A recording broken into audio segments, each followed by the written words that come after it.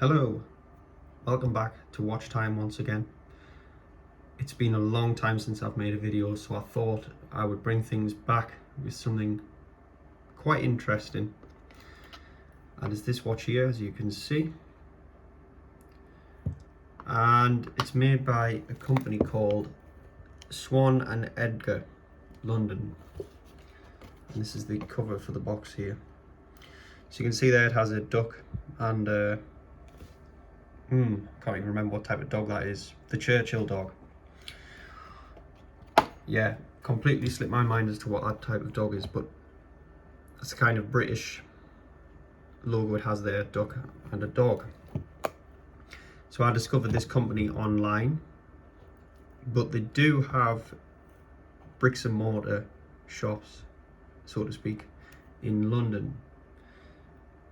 I can't comment upon those because I've not been there, but I suppose I do respect the idea that there still is a physical shop for this brand as well, because that's becoming less and less common, as we all know. So I got this off their website and I looked on YouTube for some reviews of this, and there were a couple of channels but none which covered this model specifically. So I thought I would make a review since it's been a while. Now this actual product is called the Summit, and I'm sure you'll be able to tell what kind of watch it's meant to look like. Very, very obvious design homage. I don't even think I need to mention the brand really, but that is kind of the idea of this one. Quite a lot of their products are homage watches from various brands. And I'm just going to go into some of the details because I think there was basically nothing about this watch online. So in terms of packaging, you get this polyurethane box here. Not that the being polyurethane is a criticism, because I think really most watches are in a polyurethane box of varying qualities. You do get, sorry about this writing on the back of my hand as well, it's pretty ugly, isn't it? 5-year warranty and operating instructions, which you can register on the website there, which is nice. Some instructions on the back. I do appreciate this, even though it's a very small thing. It's quite often the less famous brands don't really include anything like this. You know, what you could call the more advanced packaging. This here, operating instructions, of course. Familiar with a lot of products. Quite a nice thing to have. So that's what comes with it. The actual quality of the box is pretty low, I have to say. It's not really important, but as we all know, with luxurious watches, you do tend to get a luxurious box. Although there are exceptions to that, I would rather that all the money went into the production of the box, into the production of the watch. But some people really do. It kind of sets the scene for them when they open a product, what the box is like. But in this case, I would say the box has no relevance to the product itself, to the watch. So the box is a fairly low quality box, but personally that doesn't really bother me too much. So that's just something to keep in mind. Don't be put off by the box. So there's that there. Now the other part of the packaging is this here, and for anybody who's ever had a Rolex watch, you'll recognize this idea. You always get a hang tag with a Rolex watch on its strap as well, so I like that. So they've researched products and they know what people are used to, what quality people expect to see, what they feel as if the extra mile is to compete with a very, very expensive product. So I did like this. Now I'll remove the watch itself.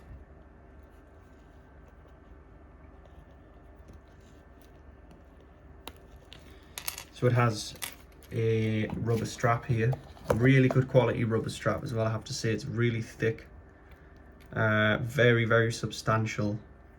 The only comparison I can make with this one is I got a strap for a Rolex from Timpson's in the UK once, and it felt very similar, and it was pretty expensive, so it was about 20 quid. So it feels like an expensive strap. It's certainly not like the Casio watches when you get a plastic strap with those, and it's decent but very thin. It doesn't feel like it'll last a very long time. This is very different to that. It's very substantial, very thick, very strong but flexible, and a nice colour as well. Actually, you don't see that many brown rubber straps really. So that's that there. This is the keeper. Not a lot to say about that really. It is what it is. And this is the buckle here, so it's a signed buckle as well, which is nice. Again, just going the extra mile to make the product look better and all of that kind of thing. So it's just blank on the back there. So in terms of function and specification, it has a 20 joule automatic movement, which I found quite impressive, because it would have been very easy to, sorry, just giving a bit of a polish there. It would have been very easy to just throw a quartz movement in this and call it a day. And I still think people would have bought it because it looks, you know, it's an homage to Richard Mille, which is, if you try and search for a Richard Mille homage, it's quite hard to actually come across a decent one. Usually the kind of the AliExpress, etc. things. So it's actually quite difficult to get one. So I think they've got a good part of the market there, and it looks as though all of their watches use automatic movements as well. So they clearly have some sort of desire to keep the brand mechanical. So I respect that. Not that there's anything wrong with quartz. I just think it's, if you kind of please the old-fashioned sort of fans of watchmaking while creating a new looking sort of modern product. You probably notice that the indices here on the tachometer, they are kind of in a Richard Mille font. Here you have automatic written. As I said, it's an automatic watch. A lot of complications. So you have day of the week, month, 60-second chronograph, and date. So pretty impressive functionality. It is loomed as well. The first hand, second hand, and these two, so the date and the month, are loomed as well. Loom works perfectly well. If my camera skills weren't so terrible, I would try and show you. Maybe if I turn the light off, that might work. Yeah, that wasn't too bad actually. So that'll give you an idea of what it's like. It's very legible, done pretty well, applied well. So that's pretty impressive. The glass, I really like the glass actually. It follows the shape of the case. Obviously it's not a flat crystal. It's stated on their website as being a scratch resistant mineral, but it's as close to sapphire as I have ever seen, if that's something that bothers you. They've done a really good job on the crystal. It looks great, and it kind of has like a fishbowl effect. It looks different at different angles, but you can kind of always see the 12 o'clock position as well. So it's, yeah, it's very deep. It's a deep crystal. I think it's got more than one layer as well, because you can see there that there is a cyclops on the date to make it more legible, but it's not on the top. It's on a lower level. So it's nice. I actually like the fact that it's got several layers. It gives the dial a nice effect. So I do like that, I have to say. In terms of water resistance, it only has 30 meters, so this is not a watch that's resistant to water at all. So it's not a diver. I'm not sure what Richard Mille do in terms of water resistance, but my guess would be at least 50, but this one is not wearable underwater. That's just something to keep in mind there.